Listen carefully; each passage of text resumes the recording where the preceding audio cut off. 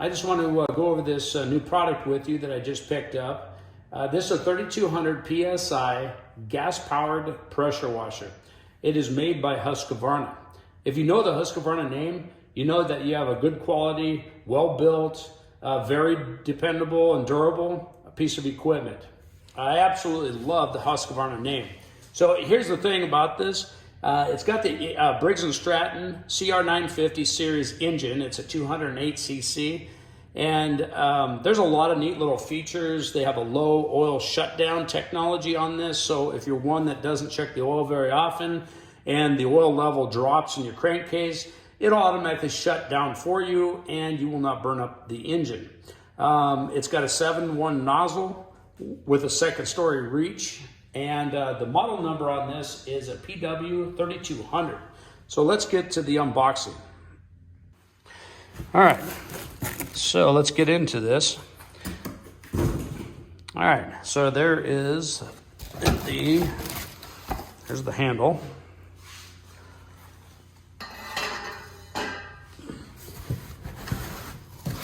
There's your backing plate right there for the handle. And then I highly recommend getting second person to lift this, but there's your engine right there. So here is your gun right here. It's the handle. And then here's the wand itself. We'll go ahead and put that together here in a minute. Now let's get this engine out of here and I will show you the setup. All right, so here's everything that came out of the box. So it's pretty much all set up and ready to go. A couple things that you have to install: the handle, put together your gun, and then you have to add in your motor oil.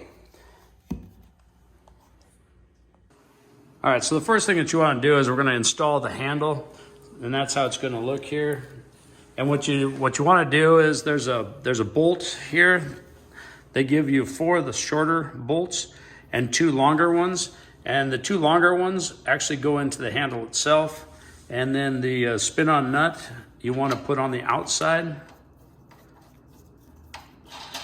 to hold it in place and get it good and tight, good and snug, I should say, because you don't want to over tighten it.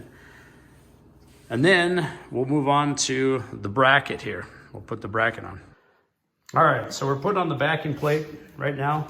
So go ahead and put it up there and get it installed with 4 of the bolts. You slide your bolts through. It's this here, it's that bolt. And then don't over tighten these, the nuts on the back side, because they're plastic. When you screw them on, there's nothing really to grab in here except for plastic. So you can easily strip it out. On the other side, this is where the actual nozzle fits and locks into place. So go ahead and put the 2 bolts in. And again, on the back side, stick, there you go, the plastic nut on the back side and screw it in. All right, so now what we're gonna do is, this is the inlet for your water supply. So your garden hose will hook up here and screw down. This is actually for your hose to hook up for your pressure washer. So go ahead and hook your hose up, and you're gonna just put it in here like this, and then screw it down. All right, so just to assemble your gun, it's pretty simple.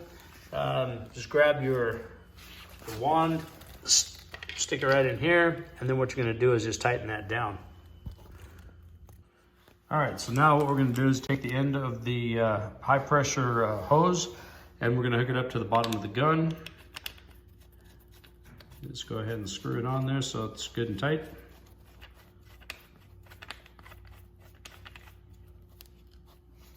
Okay.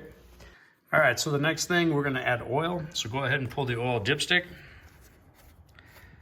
And you will see a little bit of oil on the bottom of the dipstick itself. That's just from the manufacturer. So what you're gonna do is you're gonna err on the high side, so you want it where the H is. So fill this dipstick all the way to the H, the bottom of the H, and that'll give you maximum coverage in the engine while it's running.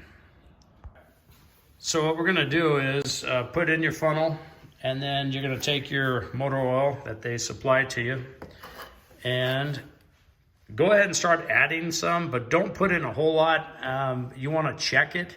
So go ahead and add some, pull out your funnel.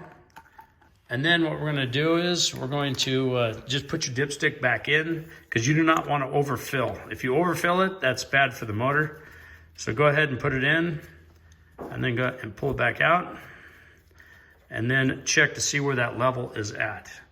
And so it's kind of hard to see, but you're going to have to, yeah, so it's still, I got quite a ways still to go. So keep adding it until it reaches the bottom of the H right up here, and you'll be good to go. All right, so first of all, let's get some gas in this. It's going to be unleaded. Do not mix it with oil. It's not a 2-stroke. This is a 4-stroke engine. So go ahead and put just straight fuel in here.